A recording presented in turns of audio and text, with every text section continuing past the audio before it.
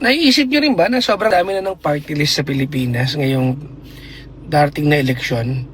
Tapos nakakagulo at nakakalito, di ba? Kasi pag makikita mo yung mga advertisement ng mga party list, hindi mo nakikilala kung sino yung mga tao sa likod ng party list. Artista yung nakaharap. Sana kahit paano mandatory by Comelec, no, na pag nakampanya, dapat kita naman namin yung mukha ninyo. Kasi iniisip namin ang binoboto namin yung artistang nakaharap sa amin eh. Kung nandun yung artista kasi endorser nyo sila o naniniwala sila sa advocacy ninyo, okay lang yun.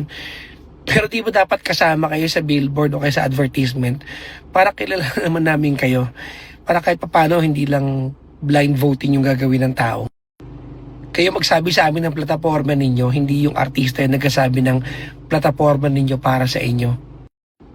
Di ba? Pakita naman kayo sa amin para alam namin. Pag congressman na namin kayo, kaya congresswoman na namin kayo, alam na kayo mukha ninyo kasi binoto pala namin kayo, hindi yung artistang pinaharap nyo sa amin. Tawag dito, ito, alam nyo ba, hindi ko alam kung paano ko papakita sa inyo. Kasi, kanina, paglabas ko ng bahay, nasira kasing ilaw sa labas ng bahay namin. So, ang dilim. Naapakan ko yung pusa, yung kuting. Pag-apa ko sa kuting, nakalmot niya ako. Tapos sabi ko, ano ba, magpapa-inject ba ako? Kasi ganun lang, as in parang tuldok lang. Pero binuhusan ko agad ng alcohol. At ang hapde ng binuhusan ko. So iniisip ko, papa-inject pa ba ako? Dapat ba ako magpa-inject ng anti-rabies?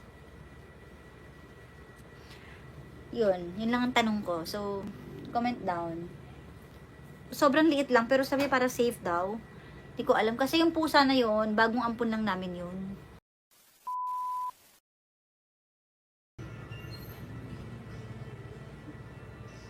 Ang pink niya. Pa-inject na na anti-rabies. Sige po. Sige na nga, para safe. Hello, baby ganda. Di na ako magugulat kung one day nangangagat ka na. Arr! Totoo ba? Hawig daw ni Elyon. Oo nga eh. Ang dami nagsasabi, pinagbiyak na bunga.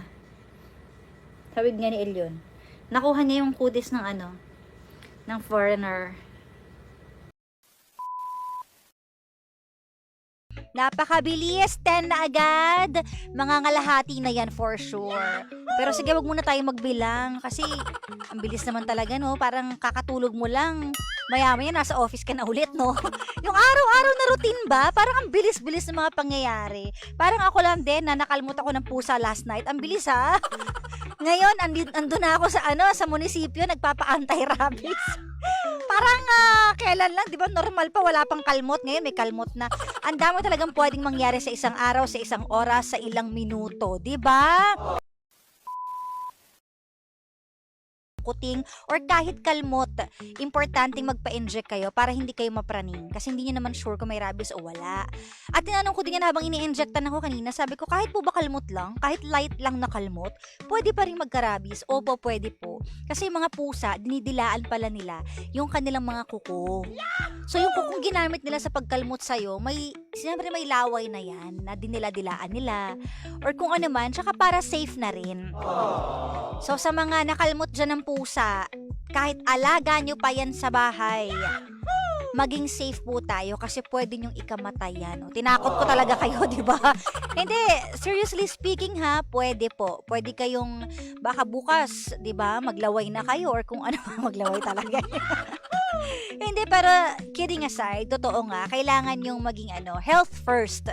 Di ba lagi yung sinasabi, health is caring, health is very important, health is wealth. So yun, hirap naman. Kailangan pala maging salbahe ka muna para masanay sila. Hindi, at saka pag nasa social media ka, you need to please everybody. Kaya nga diba? eh.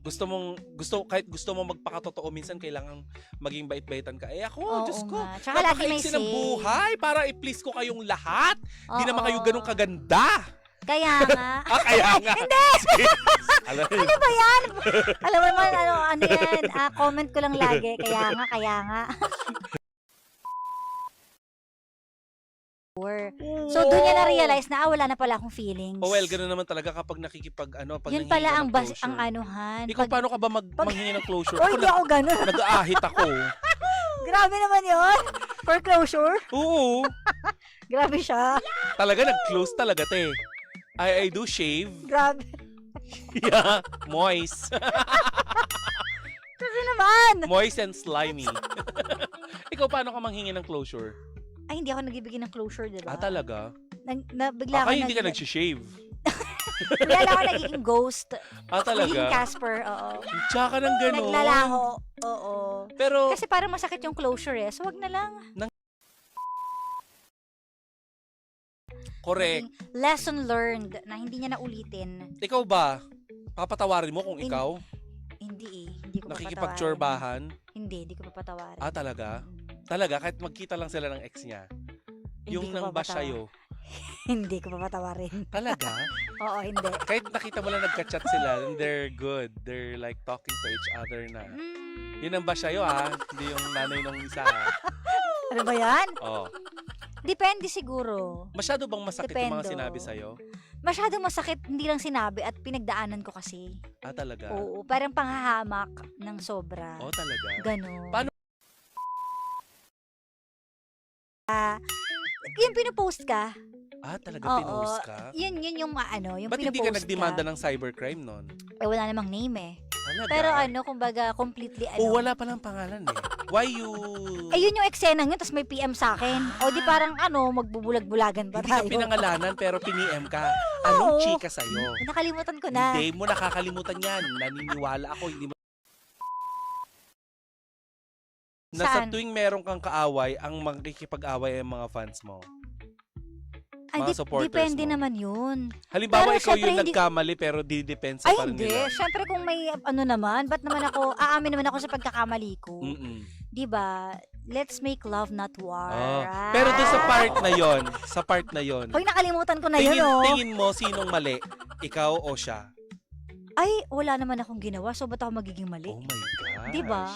Tsaka, hello, wag kayo mambibintang ng ng inagaw or something. Oo. Bakit pangit ba ako para mang-agaw? Diba? Tingin nga. Hello. Oh. Hindi naman siguro ako Hindi ka sobrang pa fresh tsaka. yan Pero, Diba? Para mang-agaw, ang dami namang fishes in the ocean. kayabang mo naman.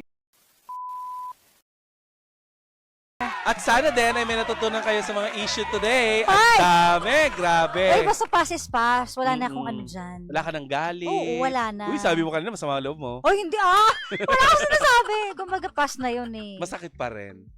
Pag naaalala na lang. Oo. Kumbaga, syempre, Inaalala meron mo tayong- kanina, masakit Kaya ulit. pinaalala mo pa eh. Hindi kasi wala pa Pero ka dito okay na nun yun. I'm just Oo. curious. Yeah. Diba? Ganun.